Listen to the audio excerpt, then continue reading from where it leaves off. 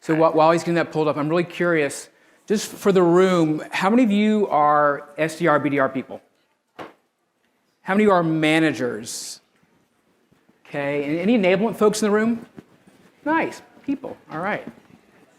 All right, so like we were saying before, I started a company called Enablematch about a year ago or so, and I found it really important that this space of enablement is really becoming a thing, right? It's a big thing, and it wasn't 10 years ago, even 5 years ago. And so with as much as has been happening in this space, companies are having a very hard time finding talented, proven sales enablement folks. And so I help companies find those people. So that's what the company does. So what's been, and by the way, is the slide over here? Yeah. So so today for this talk, I kind of have a somewhat bold ambition, and I'm hoping you guys are cool with this. I want every one of you to fundamentally change some of how you enable SDRs in your organization. And because what I want to just talk to you about is what's happening out there and some best practices you can take back to your organizations. So there is some irony because this session is about best practices. The one next door is called the fallacy of best practices. So you are the optimists of the crowd. They are the pessimists. But I want to highlight some things that are really important. So when I started the company, I was talking to a lot of people in enablement, and really closer to 300 people now that I've talked to about their roles in their companies. And the bad news is little to nobody is saying my priority are the SDRs. It just doesn't happen. And no one's saying that's my primary thing. And the truth is it's not going to get better. So that's the bad news. So what I want you to come away with from today is things that you can do to ride the coattails of what the rest of enablement's happening in your company and things to take back to get going in your company. So that's what I want to do. In terms of level setting, I want to talk about modern enablement because I mentioned before it's changed a lot. Just kind of throw out some words. When you think modern enablement, what do you guys think about? Just throw out some words. What's that? Tech stack. What else? One-on-one coaching. One-on-one coaching. Data. This side's asleep. Productivity. What else? What's the last one? Messaging, yes. So there are a lot of things I think about. I want to talk about for a couple of minutes about academically, like this is modern enablement. I want to kind of break this down, and then I'm going to get into the things you take away. So first and foremost, let's all agree it has evolved, right? 10 years ago it wasn't a thing, now it's a thing. And with this, if your companies are still doing enablement with 3-ring binders and people in classrooms all the time and flying all over the world, that is more old school. And I challenge you guys that you've got to let your programs evolve. And so if you're in one of those companies, please be aware you're missing a lot and you really want to go back and take part in that. The second big thing that's been a driver for a lot is about technology, right? Every one of us is tethered to these things 24/7. And what's remarkable is they can watch videos, you can record videos, you can do podcasts, you can download files. If you have later versions, you can make phone calls to other people with these things if you know how to work them that way. There's a lot that's been happening on these devices, and enablement really should be leveraging these technologies. Otherwise, you're missing an opportunity to do a lot of things that will empower your organization. One of the things I highlight a lot is about peers and peer-to-peer learning. And what I'll tell you from my experience is the company to do it best, they leverage peer-to-peer learning in a very big way. They find a way to facilitate that interaction at scale. They make it as frictionless as they can for rep to learn from rep. Because I think all of us instinctively know that we trust our peers more than we trust somebody in training or enablement, even maybe a person in marketing, because we walk in the same shoes. We have a shared experience. And so as much as you can have peer-to-peer learning happening across your organization, you're really doing something right. So philosophically, very important underpinning. Same with managers. So a bunch of you guys are managers of people. What I'll tell you is if you're a manager of SDRs or BDRs, you are a deputized member of the enablement staff.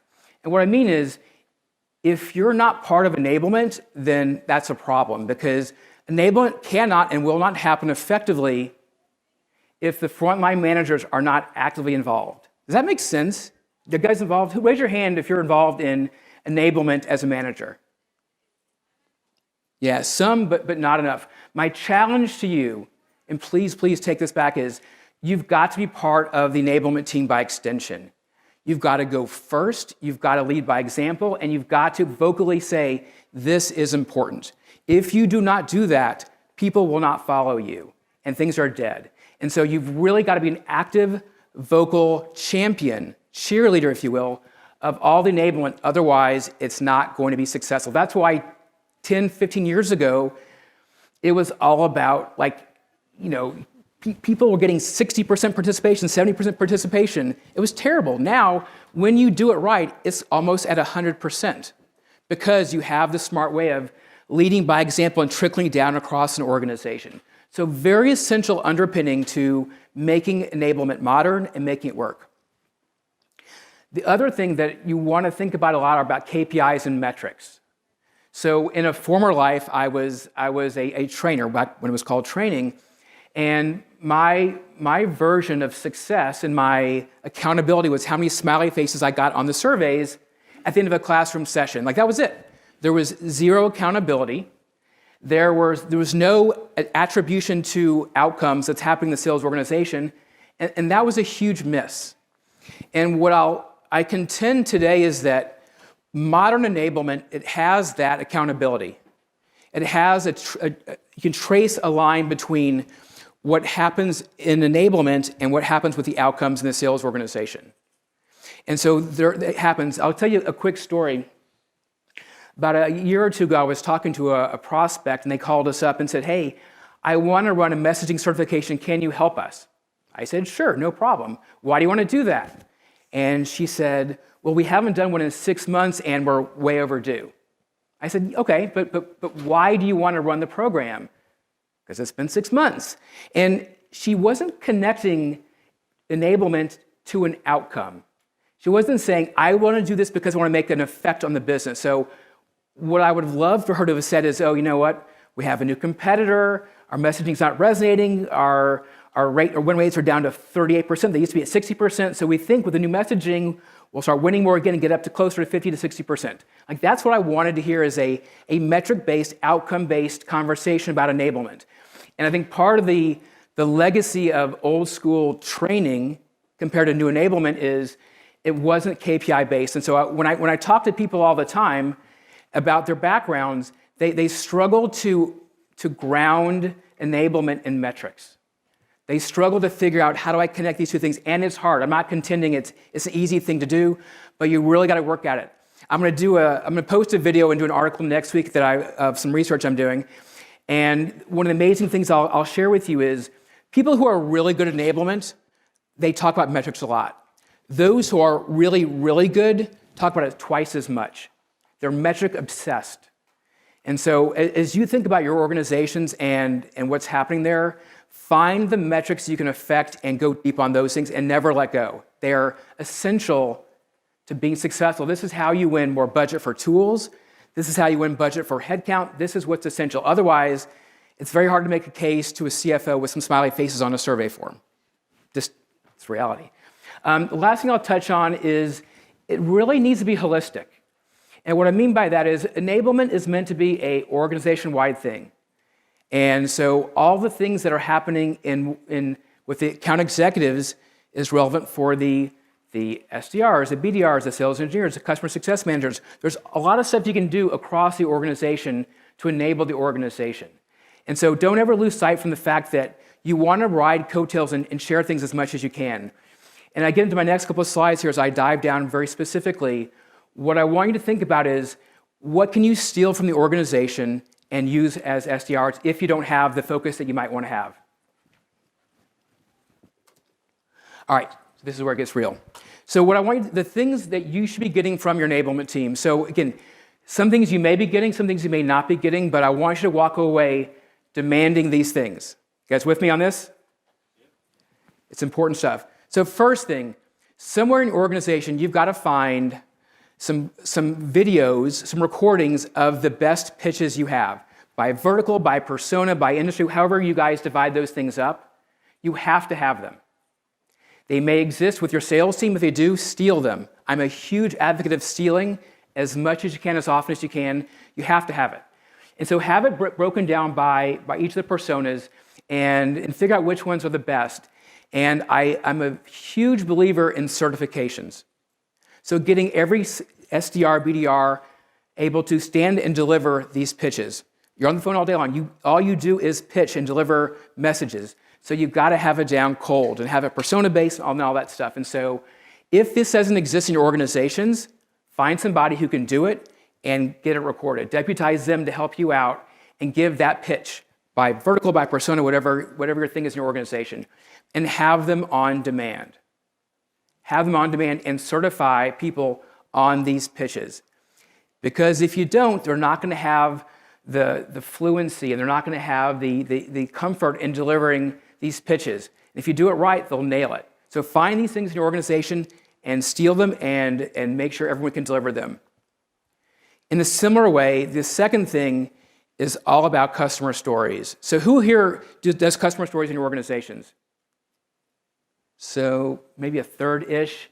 Yeah, I can't emphasize enough the importance of, as SDRs, of knowing the stories. And when I was at Salesforce earlier in my career, I would say things like, oh, IBM's a customer. Impressed? And no one cared. And what I was doing wrong back then was I wasn't telling the story of IBM.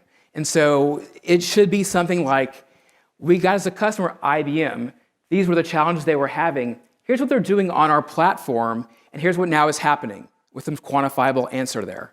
And having an arc to that story.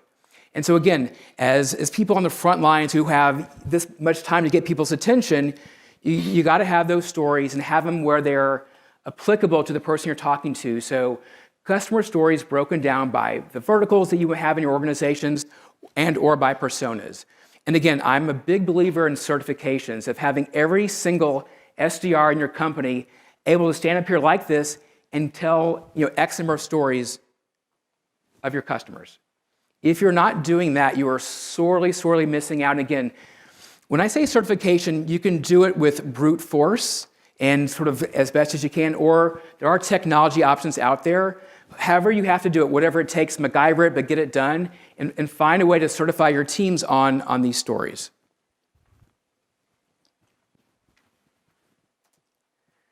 So the other thing, as people on the front lines, is lots of objections, right?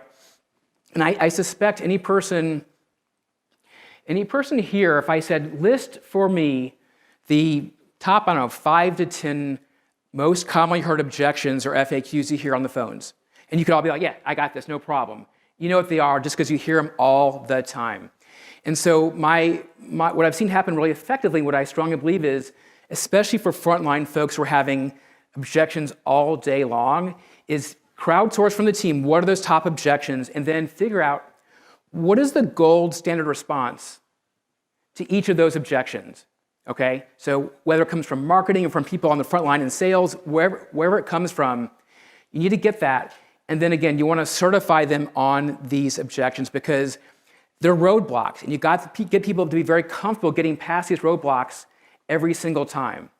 And every rep, every single time, should not be able to trip over the same objections because you know how to solve them. So you've got to get everybody solid at that.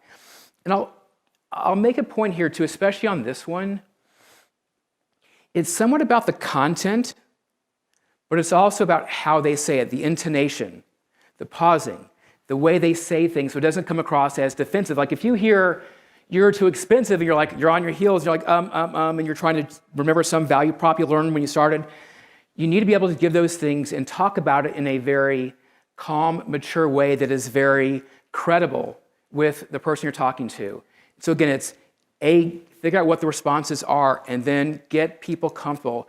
I feel like every person in their career has known that person who is just amazing and like they are the ninja Jedi. They can handle any objection without breaking a sweat. So how do they deliver the responses? And so you want to get those things captured, have them on a video library, and then certify. I talk a lot about this because the repetition is really important, and learning from your peers is even more important. I'll put in a plug here. So some of this technology I just acquired about maybe 2 or 3 months ago. I bought Chorus, who preceded me. Gong, they do a lot of the same things. Huge plug for what they're doing. They call it, was it conversational intelligence? Is that right?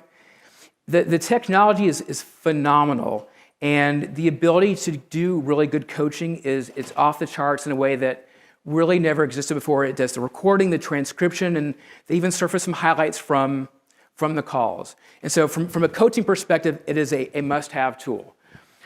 What I'll talk about here is having those calls recorded where a manager or enablement person can say, this is a really good call, and start to curate the best calls from the reps. And when I say the best calls, I'm not saying ones where you're like, nailed it. I mean the ones where there were some headwinds. They asked some challenging questions. They threw you off your game, and you still managed to kind of like get through it. Those are the things you want people to hear how they're executed, because they've got to learn. You don't want to teach them just how when things go perfectly according to plan. That's great, but there's also like when things don't, and that's the real world. And so taking those best calls, getting them recorded, and then having people listen to them at scale is a great thing. I'll say one really interesting thing for those of you who are enablement. So I'm using Chorus, and I'm started to, when my people on my team talk to sales enablement folks to consider them for jobs, the calls are recorded, and I have Chorus basically surfacing insights on them on how good they are as enablement folks. So it listens for how often they talk about metrics, how often they talk about frontline managers. So usually these are for listening to your sales reps. I'm using to listen to the other person to qualify them and see how good they are at enablement. And so the technology is powerful, and it's reinforcing like there's certain things that the best enablement folks do. And so for the folks in the room, whether you have great resources to support you, or whether you're having to do it by brute force with YouTube private playlist and recording off of your phones, it doesn't matter how you do it, but it is so important that all of you start to get these things ingrained in your SDR programs. And if this is the backbone of what you do, you're in a good position. Because again, as I talk to people all the time, they're not saying, my VP of sales said focus so hard on the SDRs. Like, that's not happening enough. And so who here feels like you get the love from your enablement team enough? Yeah. There you go. That's my point exactly. They're great. Michelle is great. Everybody has great intentions, but they don't have the resources they always will need to do that. So it's up to you in the room. I'm officially deputizing all of you to take matters in your own hands and kind of shake some people and say, we need some help. And so if these pitches and the objections and the stories don't exist, find somebody to support you to get them built out. And then once you have those assets, you can go a long way with those things and your mobile phones. So just to wrap up, I want to leave some time for questions. So tomorrow, starting here is, number one, get those best pitches. Number two, get the customer stories. 3, the objection handling. And finally, calls and emails too that are successful, get those too. If you get those 4 things, that will take you a very, very long way. And that can be the underpinning of the rest of your program. So I kind of ended early intentionally so I can open up for questions. What questions does the room have? Yeah. So I'm the only SDR, and what would you say to the leadership who you think may not believe in sales enablement? Yeah. How would you kind of take that conversation to your manager? So I'll paraphrase so the rest of them can hear it. So he's the only SDR, how do you take to the head of sales and say, we need more support, we need more resources? Is that right? For enablement. Yeah, I think there are 2 types of VPs of sales in the world, those who have had good enablement and those who haven't. Those who have understand the power of enablement. They know it's their leverage across the organization. They maximize it. If they've never had good, they've just had like trainers in the past, they can't appreciate. And so I would get them to be plugged into other VPs of sales who have strong enablement programs to hear what they're doing, because once you've had good enablement, you're obsessed with it. CEOs pay me to find the good enablement people because they understand how important it is.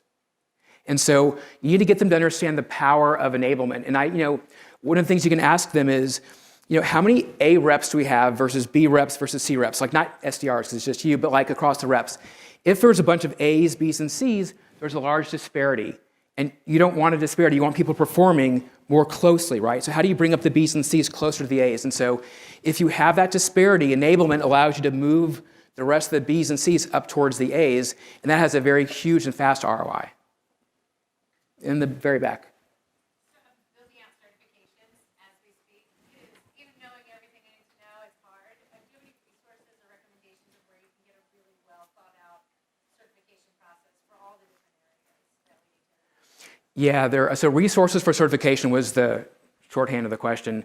So there's a lot of stuff out there. There's a Sales Enablement Society, and there's a lot of people in there, and if you ask a question, you'll get a ton of responses. So that's one easy place. There's another place called Sales Accelerators. A woman in Chicago named Allison Sword, S-W-O-R-D. She also has a member-only thing for enablement folks, and she has lots of templates in there. Great resource. Those are the ones, and there's a ton of vendors out there who have resources, but I would say start there with templates. If you can't find any good ones, ping me, because I have people who do have good ones. I can get some for you. Jimmy. Hey, great to hear you, by the way. So, certifications are wonderful, but there's this kind of one and done kind of aspect to them, and being an SDR, BDR, it's a full contact sport, always going. What about ongoing coaching, right? Continuous training that the manager has to facilitate. So any best practices you can share with us? Yeah, so best practice for beyond this, how to keep the train going. So one of the worst things you can do as an enablement person is go up there and do a session and not be able to talk about what's next. And I think a very good best practice is to always have an enablement calendar for the year, or 6 months at a minimum, of it's end of the quarter, so we're gonna be doing this, and so have a series of events that are happening and a cadence. If you don't have that, enablement will feel so much in isolation, like just a very static thing versus something that we're doing as a motion for our go-to-market. And so I highly recommend having that calendar and having the enablement team with the heads of sales work in collaboration on what that calendar is, and then you execute. But if each thing is as a one and done thing, you're not going to get the momentum on that flywheel. You're never going to get the program going, on and on. There's a hand over there. Hi. Is there any other technology that you recommend or say is necessary to be successful from an SDR enablement perspective, aside from your Gong and Force AI?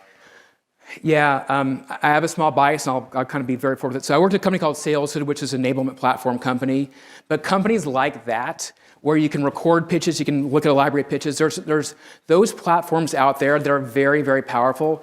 Part of the reason that enablement has become such a thing over the past 10 years is because there's a lot of investment in the technology in the space, and so there's a lot there. So I think there's a whole host of, they're not LMS tools, learning management systems. They're not that. They're this sort of next iteration that are more sales focused, and all of them have a lot of the same things of how do you share best practices, how do you practice things, how do you get feedback and get coaching and tie it back to metrics. A lot of these tools kind of play in that space, and I would always avoid the LMSs and always gravitate towards these sales-oriented tools, because if you're using an LMS, you're thinking like 1990, 1993 types of technology, and you're not taking advantage of all the new stuff that's happening. So LMS bad, sales platforms good. Did that answer your question?